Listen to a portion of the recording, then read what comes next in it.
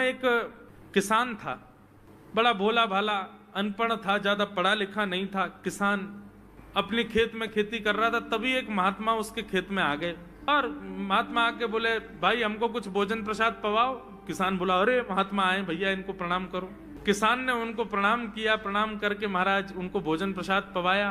कहा, महात्मा जी आप आए हैं, मुझे कोई गुरु मंत्र दे जाओ। महात्मा जी ने सुंदर गुरु मंत्र दिया, द्वादशाक्षर मंत्र दिया।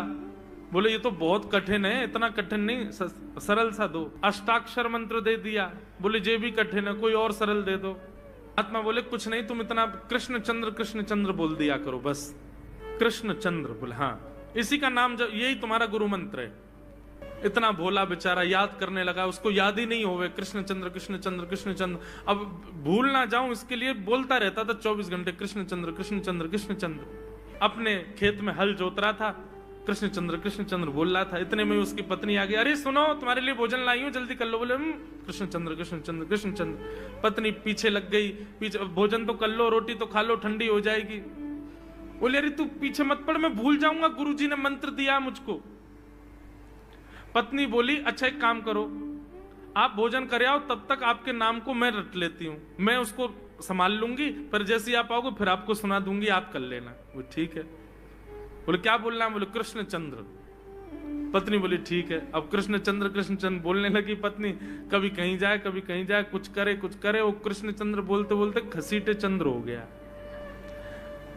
लौट करके अपने पति के पास, पति बोल, हाँ वो मैं भोजन कर लिया, जल्दी गुरु मंत्र सुना दे मुझको, क्या था मैं तो भूल गया। बोले घसीटे चंद्र। वो उसी से ही हल जोतने लगा, घसीटे चंद्र घसीटे चंद्र घसीटे चंद्र।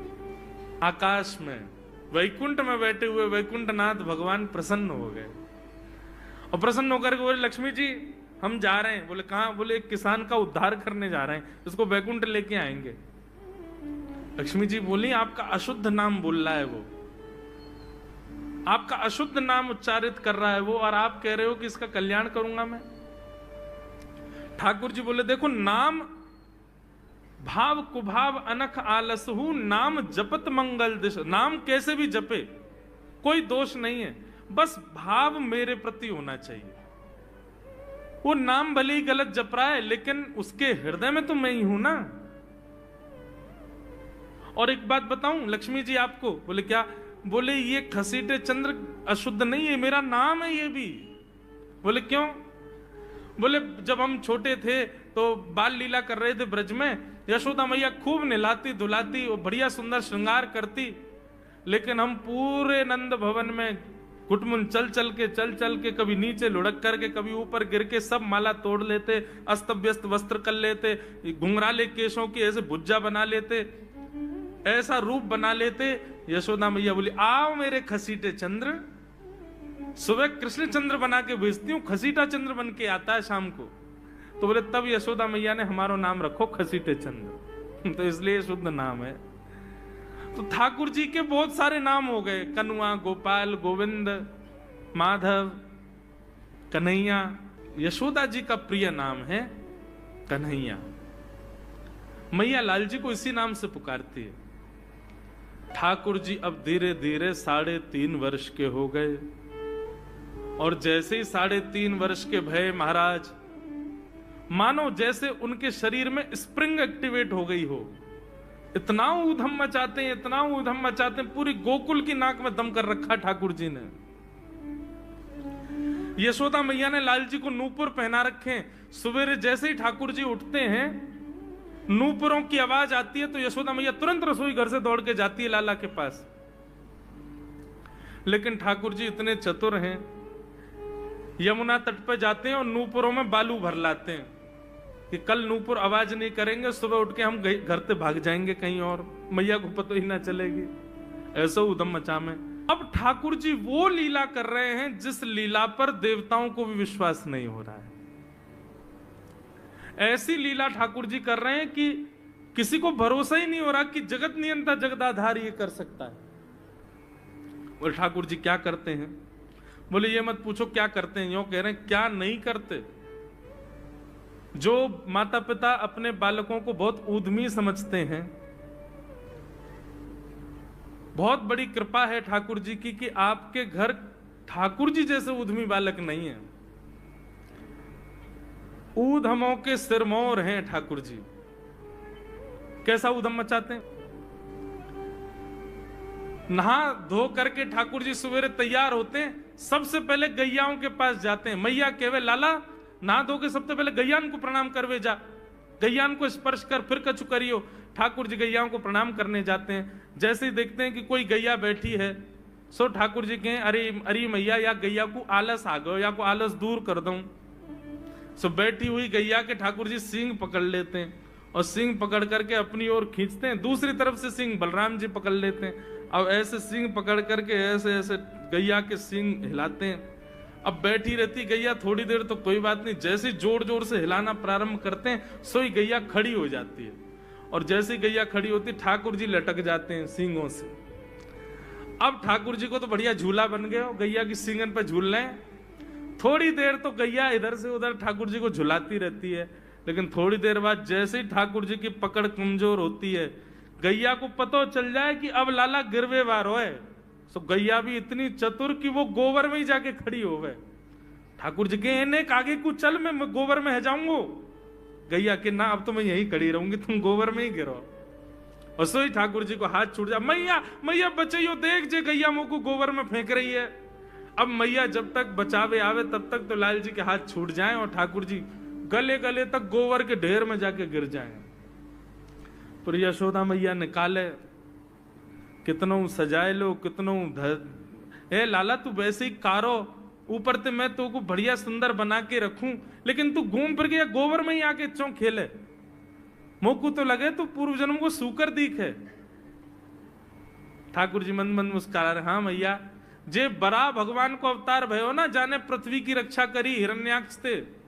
मैया बोली हाँ वो मैं ही तो हतो, मैं जय जय हूं मैया, वो बरा भगवान ही जय जय, वही जय जय तेरे यहाँ लाला बन के आयो है। यशोदा मैया के बातन ने मत बनाए कर, नेक नेक बड़ो है क्यों बोलवो सीखो, ऐसी बात बनावे, जय जय बोले अपने आप पे, नावे धोवे है ना है, मोह पहुंचे ना है, मैं जय जय हूं। ऐसी मधुर लीला ठाकुर जी कर रहे हैं। आकाश में 33 कोटि देवता ये लीला देख करके अपने नेत्रों पर विश्वास नहीं कर रहे। ऐसे मधुर ठाकुर जी। एक दिन नंद भवन में गैया ब्याह गई। जैसे ही गैया ब्याई, ठाकुर जी जैसे ही गैया ब्याती है तो ठाकुर जी वहीं खड़े हो जाते हैं। और बंधुओं शास्त्रों में आज्ञा है कि गाय जब ब्याह रही हो, बछड़े को जन्म दे रही हो या बछिया को जन्म दे रही हो, उस समय गैया जो होती है वो दो मुखी हो जाती है। एक मुख तो सामने है, और जब जन्म देती है तो बछड़ा या बछिया उसका मुख जब बाहर आता है तो दो मुखी हो जाती है। ऐसी दो मुखी गैया की जब आप परिक्रमा करते हो तो पूरे ब्रह्मांड की परिक्रमा का फल प्राप्त होता है। तो ठाकुर जी का नियम है, नंद बाबा की उंगली पकड़ के खड़े रहे, जैसे ही गैया ब्यावे वारी हो तो वाकू सहलाते रहे, जैसे ही गैया ब्यावे वारी हो, जैसे ही बछड़ा बाहर आवे सोई ठाकुर जी वाकी परिक्रमा कर लें, परिक्रमा करके दंडवत प्रणाम करें, वाकू वाकी चरण रज को माथे से लगा में, और बछड़ा जन्म ले सो वाकू नवा में दुआ में, वाकू अपने गरे से लगा में। एक दिन ठाकुर जी जोर जोर से रोने लगे। बछड़ा जैसे ही जन्म लियो बछड़ा ने, ठाकुर जी रोने लगे। नंद बाबा शांत करा में नहीं माने, बलराम जी ने शांत करायो नहीं माने। यशोदा मैया बोले लाला का भयो, तू रो क्यों रोए? बोले मैया मेरे संग बहुत बुरा भयो। यशोदा मैया बोली कहा भयो?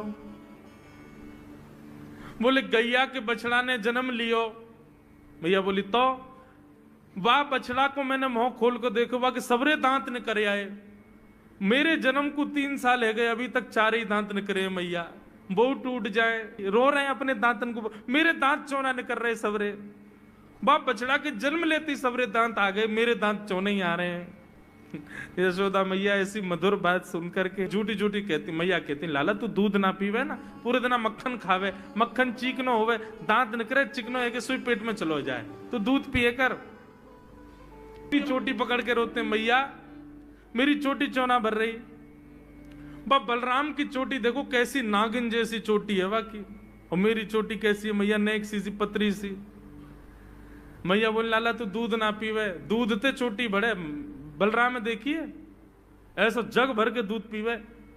सो ठाकुर जी दूध को पात्र हाथ में ले में, अपनी चोटी खोल ले में, और फिर चोटी पकड़ करके दूध पी में, और दूध पीते पीते नापते रहे कितनी बड़ी भई की ना भई अभी। ऐसी मधुर लीला ठाकुर जी करते हैं। ऐसी लीलाएं हैं ठाकुर जी की कि उन लीलाओं को सुनकर के जो ज्ञान के मार्ग को नहीं समझ पाते, जो वैराग्य के मार्ग को नहीं समझ पाते, जो ज्ञान और वैराग्य से ठाकुर जी को प्राप्त नहीं कर पाते, वो इन लीलाओं से ठाकुर जी के हो ही जाएंगे। ऐसी लीला है।